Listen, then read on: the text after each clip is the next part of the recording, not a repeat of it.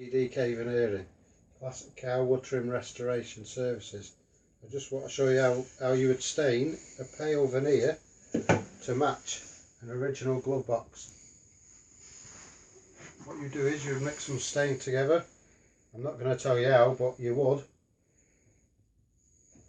You then get it like this. You would stain it all over, as I'm doing here. As you can see, it's going a yellowy colour, but don't worry, I'll show you how to get the natural oak effect that we've got on the glove box door. Just be very quick when you do this.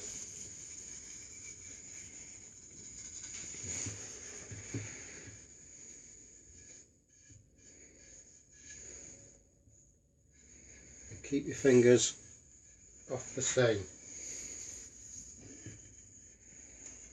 Make sure it's evenly spread out.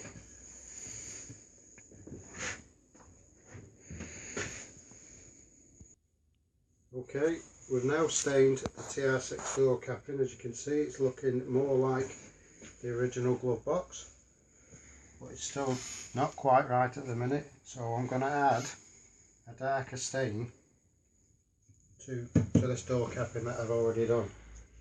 But on this you have to be very quick and be able to wipe it off, so make sure you got all the materials ready, which is a stain, scrap piece of veneer, wiping rag and a cloth to wipe it off.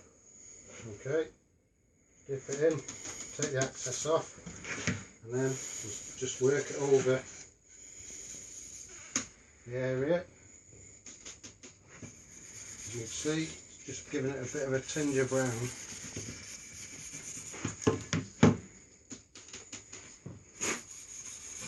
Just to take that orange effect off it.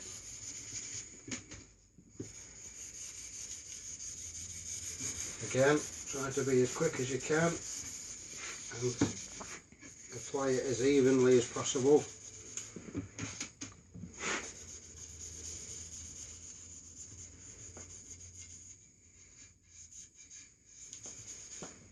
And give it a wipe off.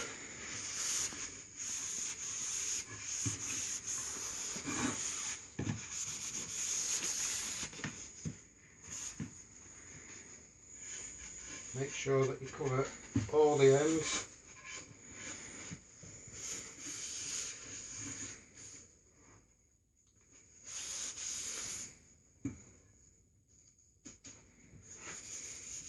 Just have a good check over it to make sure you haven't missed any areas.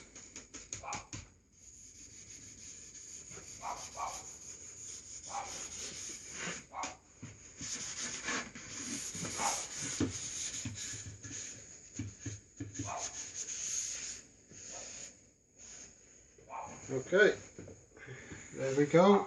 It's darkened it up nicely and it's now ready for spraying.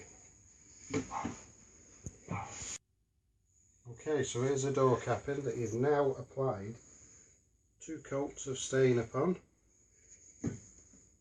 I'll now show you what it did look like.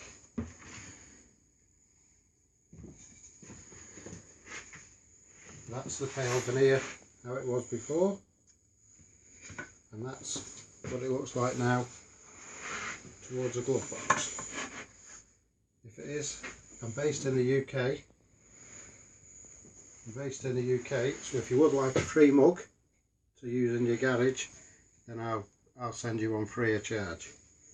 My phone number, if you need to contact me if you ever get stuck, is there on my mug. Thanks for watching.